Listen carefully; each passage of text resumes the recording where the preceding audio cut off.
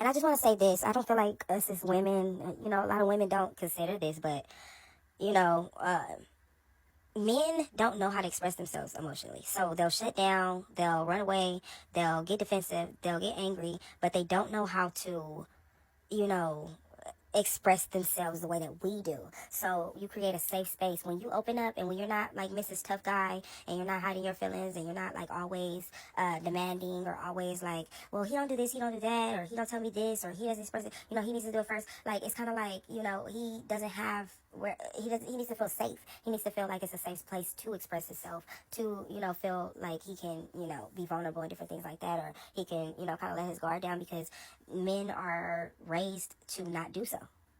Society has been telling men since they were born that no, you cannot cry, shut up, fix it, work, go make the money, you bring the bread home, and you're a tough guy. You're a tough guy. You don't cry. You don't get emotional. You don't get hurt. You don't, there's under no circumstances do you show your feelings. Do you express yourself in a way that might be not considered manly? And anything that's expressing yourself emotionally is not manly in regards to how men are brought up. So you get that constantly told to you not to express your emotions. Don't express yourself. Don't express yourself. Don't cry. Don't cry. Be a tough guy. Men are strong, and that's all you're ever told your whole life.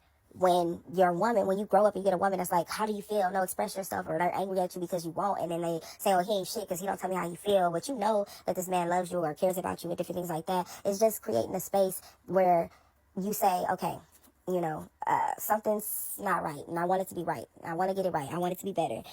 And I know that it used to be better. So it might be something that I did to make you feel unsafe.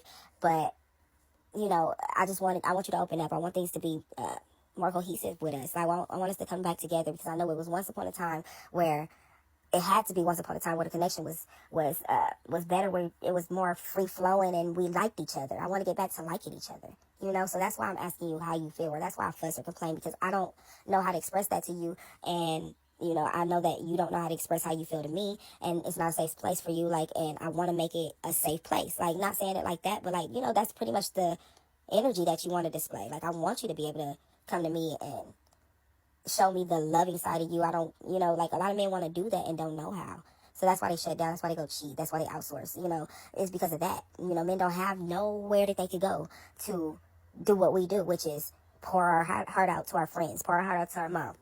They probably have their mom, and then half the time their mom is telling them, suck it up, be a man, no crying.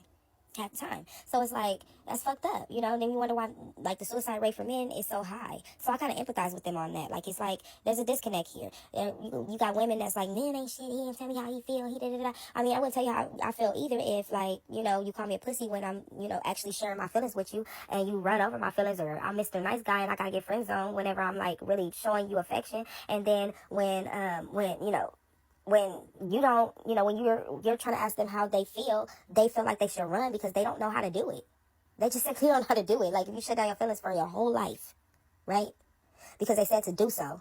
You've been raised to do so, and then somebody automatically just one day says, how do you feel? Shit, I gotta think about that. Hold on, let me be back. Let me go, I'll be right back.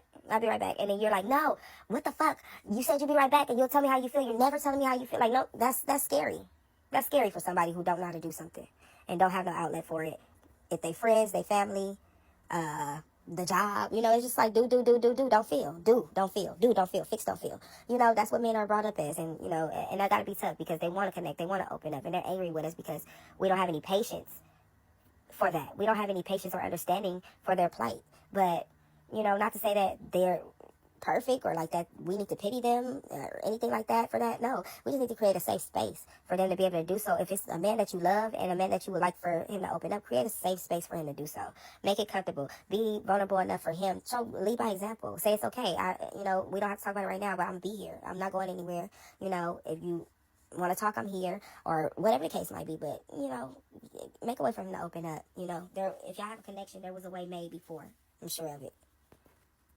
It's just starting to be really a buzzkill to see all these connections that are so beautiful, that would be so amazing. All these power couples that aren't together simply because, they want to fix it. They keep showing up for each other, and they keep hoping for things to be better, or to, create a solution this time. But then there's still you don't really talk about the real stuff. You don't talk about your feelings. You don't create a space to where you can have conversations that will you know, attack the problem and not the person, and, you know, attack it together as a team, because that's really the solution. You know, you're a team. You're attacking the problem, not each other. And we're attacking each other because it's like, you know, I don't know what else to do. Like, I don't understand you. You don't understand me. So if we could just search for, you know, take a step out or take a step outside of ourselves to actually look at our actions and to look at the other person's point of view or how it might feel to them, to, you know, how they, even just outside of us, how, you know, they were raised or how they were brought up, and, you know, create a space where you understand, like, because that's the disconnect. You're like wondering why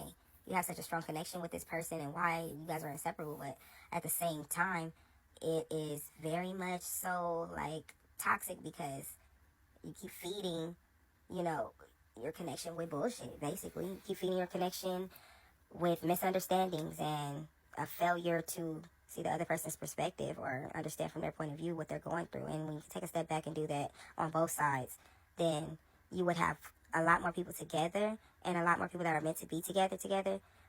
It's just so sad when you have to be apart from somebody that you want to be near more than anyone else in this world, you know? So, I don't know. Hopefully, you know, we can start to learn that it's not us, it's the way things are set up in this world, and go from there.